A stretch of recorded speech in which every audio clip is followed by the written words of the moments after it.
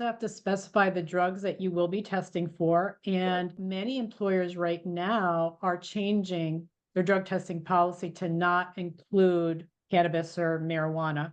They're just not even testing for it. But for alcohol on the job, if someone seems to be impaired by alcohol, breathalyzer seems to be the test.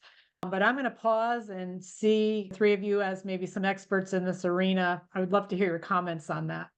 I was just going to mention, I think, there's a difference when you talk about alcohol testing, and I think there's going to be a lot more emphasis. And I know Jim and I have had conversations about this on impairment testing, versus, which may or may not be part of it, pre-employment, but obviously testing driven off of observation, qualified observation.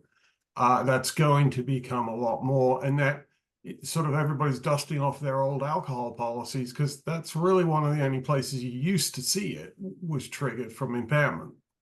Right, and we tell employers that a positive drug test means that you are under the impairment for that drug.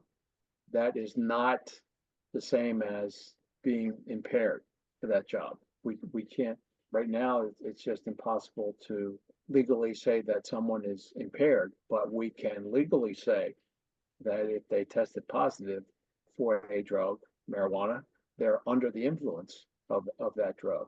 Tracy, you mentioned earlier about breath tests for alcohol. That is certainly allowed for federal DOT purposes, but for example, in Maryland, it's not allowed. A breath test is not allowed because an individual needs to be able to have that specimen retested. So if they've just breathed into a breathalyzer, you can't retest that. We're able to set up a drug test that tests not only for drugs, but also alcohol in the system. One of the things, Jim, that you said is so important. Sometimes as an employer, you get results back and they're not definitive and you're not sure where to go. So as an example, somebody may say that they didn't drink alcohol, but the test comes back that they have alcohol in the system. And then they say, well, I drank alcohol last night. From an employer perspective, I think it's so important that if you have reasonable suspicion with somebody on the job, that you are actually having a conversation with them Right. before they go out for the testing and ask them.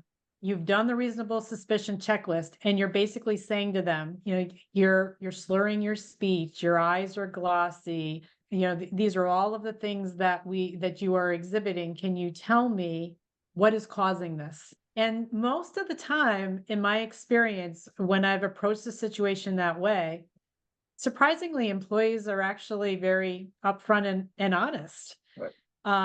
And so that does help you to determine what some of the next steps need to be. But there's one thing that I want to make sure that I get on record here. That's part of this, because so many employers make this mistake. As part of their drug testing policy, they have to have a way to get the employee to the testing site. Because if you believe they're impaired, you do not want them to drive. Right. Exactly. There should be a process in place in the drug testing policy that managers can pull out and follow. If you're going to confront someone, we always recommend that it be done by two managers and not just one-on-one. And then this form, the managers can document the observed behavior, and then that's kept as a permanent record in terms of why you did what you did. We never recommend a quick test, either urine or oral fluid. Everything that we work with our clients is having the specimen tested at a lab. We believe very strongly that a medical review officer should be in place. A medical review officer is a qualified physician who looks at the results of a drug test, and they will conduct an interview with the applicant, ask them what's going on. If they have prescriptions, the MRO will determine whether or not that's a valid prescription from a validly licensed physician. That's very important.